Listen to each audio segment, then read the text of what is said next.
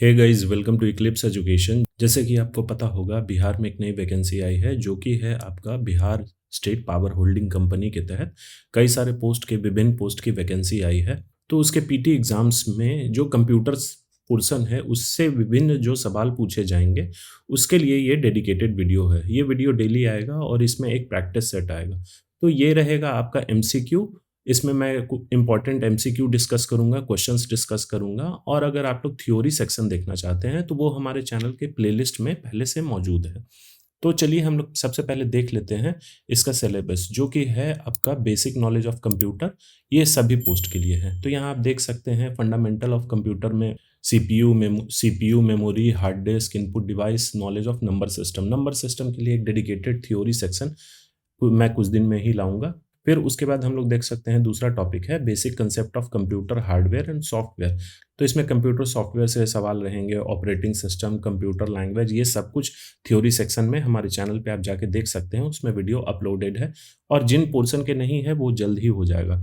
फिर तीसरा पोर्शन है basic knowledge of MS office. MS office package के तहत एमएस वर्ड, एमएस एक्सेल और एमएस पावर पॉइंट। तो एमएस वर्ड की एक सीरीज चल रही है हमारे चैनल पे, जो कि वर्ड प्रोसेसिंग सीरीज के नाम से है। आप वहाँ से जाके अगर आप वर्ड प्रोसेसिंग की तैयारी कर रहे हैं तो आप वो डिटेल वीडियो देख सकते हैं। और अगर इसके लिए है तो मैं आगे इस पे डेडिकेटेड एमसीक्यू ले आऊँगा। फिर basic knowledge of internet, web browser, email, search engine और वेब सर्वर। और फिर कंप्यूटर नेटवर्क से भी लैन, वैन, मॉडेम रहेगा। और इसमें एक नया चीज़ ऐड किया गया है, basic knowledge of cyber security, जिसमें virus, malware, bomb, internet security, network security और फायरवॉल। तो ये सब कुछ मैं एक एक करके डिस्कस करूंगा। चलिए सबसे पहले हम लोग देख लेते हैं हमारे चैनल पे जो कंप्यूटर की सीरीज चल रही है उसमें किन किन टॉपिक्स को कवर किया गया है। तो उसमें मैंने डिस्कस किया है computer fundamental, functioning of computer organization, types of computer और पेरिफेरल डिवाइसेस। और बहुत जल्द ही सॉफ्टवेयर, हार्डवेयर और नेटवर्किंग की भी वीडियो मैं ले आऊँगा। यहाँ आप देख सकते हैं वर्ड प्रोसेसिंग की एक सीरीज चल रही है। आप लोग हमारे चैनल पे जाके इसे चेक कर सकते हैं। तो इस एग्ज़ाम में इंग्लिश से भी प्रश्न रहेंगे, उसके लिए भी मैं क्लास लाने वाला हूँ बहुत जल्द ही। 2-3 दिनों में मैं ये अपलोड कर दूंगा और ये वीडियो डेली बेसिस पे अपलोड होगा। तो इसमें इंपॉर्टेंट एमसीक्यू रहेगा। तो इसमें हम लोग डिस्कस करने वाले हैं important synonyms, antonyms, passage, one word substitution. तो आप लोग प्लीज़ चैनल पे अपडेटेड रहिएगा ताकि आपको हेल्प मिल सके।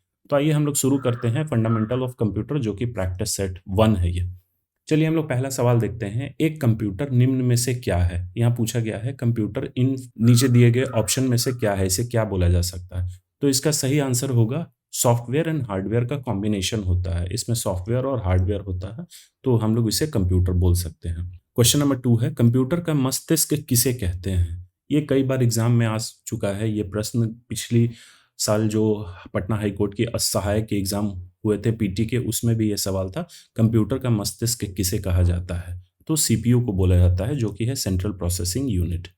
अब तीसरा सवाल जो है, व्यक्तिगत तौर पर किस कंप्यूटर का प्रयोग किया जाता है? व्यक्तिगत तौर मतलब हम लोग अपने घर में या फिर पर्सनली ऑफिस वगैरह में अगर हम लोग कैरी करते हैं छोटे मोटे काम के लिए, तो उसमें किस कंप्यूटर का यूज़ किया जाता है? कंप्यूटर का बहुत सारा वर्गीकरण है, जैसे micro computer, super computer, main frame computer या फिर मिनी कंप्यूटर। तो इसका सही आंसर है आपका माइक्रो कंप्यूटर। अब आप लोग नाम से कंफ्यूज करिए कि मिनी कंप्यूटर जो होता है माइक्रो कंप्यूटर से बड़ा होता है। इसमें कई ये जो कंप्यूटर होते हैं इनका वर्गीकरण किया जाता है प्रोसेसिंग स्पीड से, और इसमें कितने प्रोसेसर लगे होते हैं और कितने यूजर हो सकते हैं। तो एक बार में मिनी कंप्यूटर में आपका 4 से 250 यूजर्स एक बार में यूज कर सकते हैं। तो मिनी कंप्यूटर जो बेसिकली इसका बेसिक काम जो होता है, आप लोग कई सारे सर्वर को देखे होंगे, तो सर्वर का आपने नाम सुना होगा। तो मिनी कंप्यूटर बेसिकली सर्वर के लिए यूज़ किया जाता है और इसका सेटअप कॉस्ट भी काफ़ी महंगा होता है, 4 से 5 लाख रुपया मिनिमम। अगर एक ठीक ठाक आप मिनी कंप्यूटर सेट करना चाहते हैं तो 4 से 5 लाख रुपया लग जाएगा। लेकिन माइक्रो कंप्यूटर जो हम लोग घर में यूज़ करते हैं, डेस्कटॉप या फिर लैपटॉप, तो वो डिपेंड करता है, वो 20,000 का भी आता है, 1 लाख का भी आता है, वो आपके रिक्वायरमेंट पे है। तो इसका आंसर है व्यक्तिगत तौर पे किस कंप्यूटर का प्रयोग किया जाता है, माइक्रो कंप्यूटर। क्वेश्चन नंबर 4 हम लोग देखते हैं। कंप्यूटर प्रोसेस का मूल लक्ष्य है डेटा को किस चीज़ में परिवर्तित करना? जैसा कि मैंने पढ़ाया था लेक्चर 1 में ही कि कंप्यूटर का मेन काम होता है डेटा को इंफॉर्मेशन में कन्वर्ट करना। ये राइट आंसर है। डेटा जो होता है वो कच्चे तथ्य या फिर आंकड़े होते हैं जिनका अपने में कोई मतलब नहीं होता है। जब इनको हम लोग प्रोसेस करते हैं, किसी संदर्भ मीनिंगफुल संदर्भ में कन्वर्ट करते हैं, तो उसे इंफॉर्मेशन कहा जाता है। और ये इसको कन्वर्ट करने का काम कौन करता है? तो कंप्यूटर के जो प्रोसेस होते हैं। अब चलिए क्वेश्चन नंबर 5 हम लोग देखते हैं। कंप्यूटर में एसी करंट को डीसी करंट में बदलने का कार्य करता है। हम लोग जब कंप्यूटर में मेन पावर सप्लाई देते हैं, मेन लाइन जो हम लोग देते हैं, वो तार जो जाता है वो एक यूनिट में लगता है, और वो यूनिट जो होता है, हमारे घरों में जो बिजली आती है वो होता है एसी, अप्लाइड करंट। और कंप्यूटर जो इलेक्ट्रॉनिक डिवाइस है वो चलता है डीसी पे, डायरेक्ट करंट पे। तो एसी करंट को डीसी करंट में जो कंप्यूटर में लगा हुआ पार्ट होता है उसको बदलता है, उसे बोला जाता है एसएमपीएस। एसएमपीएस आप इस तरीके का इमेज देख सकते हैं। ये कंप्यूटर कैबिनेट के अंदर होता है, ये बाहर में नहीं लगा हुआ था। अब तो बहुत मॉडर्न टाइप के आ गए हैं, और ये सब कनेक्टर्स होते हैं जो कि आपका मदरबोर्ड पे जाके लगता है। तो इसी में आपका स्विच, जो हमारे घर में स्विच बोर्ड रहता है, उससे ये तार आता है, और फिर उसके बाद ये सब जो निकला हुआ रहता है एसी करंट को डीसी में कन्वर्ट करता है। इस सब पिन में डीसी करंट होता है। तो एसएमपीएस का फुल फॉर्म कई बार एग्जाम में भी पूछा जा सकता है। एसएमपीएस का फुल फॉर्म होता है स्विच्ड मोड पावर सप्लाई। मैं यहाँ लिख देता हूँ, स्विच्ड मोड पावर सप्लाई। अब चलिए क्वेश्चन नंबर 6 की तरफ हम लोग बढ़ते हैं। कीबोर्ड के जिन बटनों पर F1 F2 लिखा जाता है उन्हें क्या कहते हैं? तो आप लोगों ने देखा होगा कीबोर्ड के सबसे ऊपर वाले जो सेक्शन होते हैं उस पे कुछ बटन्स होते हैं, उस पे लिखा रहता है F1 F2 F3 से लेके आपका F12 तक। तो उन बटन का कुछ नाम होता है, उन्हें किसी नाम से डिनोट किया जाता है। तो इसका आंसर है फंक्शन कीज। अब न्यूमेरिक कीज है, तो उस पे आपका उस फंक्शन कीज के नीचे भी आप देख सकते हैं 1 2, और उसके साथ कुछ स्पेशल सिंबल भी रहते हैं। जैसे 1 के साथ आपका ये एक्सक्लेमेशन मार्क रहता है, 2 के साथ @ रहता है। तो ये सब आपका न्यूमेरिक कीज होता है। लेकिन जिन बटनों पे F1 F2 से लेके F12 तक लिखा रहता है उसे फंक्शन कीज बोलते हैं। चलिए हम लोग क्वेश्चन 7 की तरफ बढ़ते हैं। 1 केबी का मान क्या होता है? तो 1 केबी कहने का मतलब किलोबाइट। तो ये कंप्यूटर की मेमोरी यूनिट होती है, मेमोरी की इकाई होती है। कंप्यूटर की मेमोरी को इसी इकाई से दर्शाया जाता है। जैसे कुछ फाइल होते हैं, आप फाइल पे राइट क्लिक करके प्रॉपर्टीज जब आप खोल के देखिएगा तो उसमें फाइल का साइज लिखा होगा, कुछ केबी में होगा, कुछ एमबी में होगा। जब हम लोग फॉर्म फिलअप करते हैं तो उसमें कुछ डॉक्यूमेंट्स या फिर फोटो हमें अपलोड करने के लिए दिया जाता है, तो उसमें साइज मेंशन रहता है कि फोटो का या डॉक्यूमेंट का जो साइज होना चाहिए इतना एमबी या फिर इतना केबी में ही होना चाहिए। तो ये मेमोरी की इकाई होती है। पूछा गया है सवाल 1 केबी का मान होता है, तो इसका सही आंसर है आपका 1024 बाइट। अब मेमोरी मैं बता देता हूँ किस तरीके से होता है इसका। एक बाइट बराबर होता है आपका 8 बिट। 8 बिट मिलकर एक बाइट बनाता है। बाइट से बड़ा होता है, सबसे छोटा यूनिट जो होता है आपका बिट होता है, उसके बाद बाइट होता है। बाइट से बड़ा होता है आपका केबी यानी किलो बाइट। तो 1 किलो बाइट बराबर होता है 1024 बाइट्स। फिर केबी से बड़ा होता है एमबी, तो 1 एमबी बराबर होता है आपका 1024 किलो बाइट्स। फिर एमबी से बड़ा होता है जीबी, 1 जीबी बराबर होता है 1024 जीबी। और जीबी से भी बड़ा होता है आपका टीबी, टेराबाइट। तो 1 टीबी बराबर होता है आपका 1024 जीबी। इसका मैं पीडीएफ आप डिस्क्रिप्शन में अटैच कर दूंगा, आप लोग वहां से जाके देख सकते हैं। और इस मेमोरी पे भी एक वीडियो डेडिकेटेडली आऊँगा थ्योरी सेक्शन में, उसमें मैं समझाऊंगा कि किस तरीके से मेमोरी की जो यूनिट होती है उसका क्या क्या वर्गीकरण होता है। अब चलिए हम लोग क्वेश्चन नंबर 8 की तरफ बढ़ते हैं। कंप्यूटर के अन्य सभी कंपोनेंटों की गतिविधियों को कोऑर्डिनेट करने वाला सीपीयू का कौन सा भाग होता है? तो कंप्यूटर में अलग अलग कंपोनेंट लगे हुए होते हैं, जैसे एएलयू हुआ, रैम हुआ, रोम हुआ, ये सब अलग अलग कंपोनेंट होते हैं, पार्ट पुर्जे होते हैं। तो उन सब में कुछ ना कुछ गतिविधियां होती रहती है, सबका कुछ ना कुछ काम होता है। तो उन सब गतिविधियों को कंट्रोल करने वाला एक जो यूनिट होता है, मेन यूनिट, उसे क्या बोलते हैं? Control unit. नेक्स्ट क्वेश्चन की तरफ बढ़ते हैं, क्वेश्चन नंबर 9। सॉफ्टवेयर को इनमें से क्या कहते हैं? तो सॉफ्टवेयर जो हम लोग सुने हैं, सॉफ्टवेयर और हार्डवेयर, तो हम लोग सॉफ्टवेयर को किसी दूसरे नाम से भी बोला जाता है, उसे क्या कहते हैं? तो इसका राइट आंसर है प्रोग्राम। ये मैंने थ्योरी सेक्शन में पढ़ाया था कि डेटा क्या होता है, इंफॉर्मेशन क्या होता है, इंस्ट्रक्शन क्या होता है, प्रोग्राम क्या होता है। तो इसका राइट आंसर है प्रोग्राम। अब क्वेश्चन नंबर 10 की तरफ हम लोग बढ़ते हैं। पर्सनल कंप्यूटर के अन्य कंपोनेंटों को एक साथ जोड़ने वाला कंपोनेंट, मतलब कि पर्सनल कंप्यूटर जो हम लोग घरों में इस्तेमाल करते हैं, मैं यहाँ माइक्रो कंप्यूटर या फिर आपका सुपर कंप्यूटर मेन फ्रेम की बात नहीं कर रहा हूँ, क्योंकि उसमें बहुत सारे अलग अलग कंपोनेंट होते हैं, उसमें बहुत सारे प्रोसेसर होते हैं। तो यहाँ पर्सनल कंप्यूटर की बात कर रहा हूँ जो घरों में हम लोग इस्तेमाल करते हैं। उसमें जो अलग अलग कंपोनेंट होते हैं उनको एक साथ जोड़ने का काम कौन करता है? पिछला क्वेश्चन था आपका उनको कोऑर्डिनेट करने का काम, मतलब उनके काम को नियंत्रण कौन करता है? यहाँ सवाल है एक साथ उनको जोड़ता कौन सा पार्ट है? तो इसका राइट आंसर है मदरबोर्ड।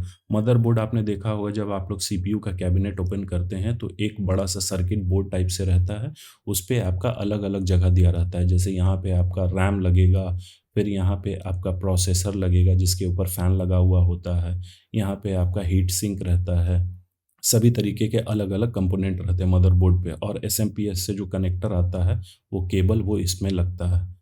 तो और हार्ड डिस्क भी होता है, हार्ड डिस्क को भी आपका मदरबोर्ड से ही कनेक्ट किया जाता है।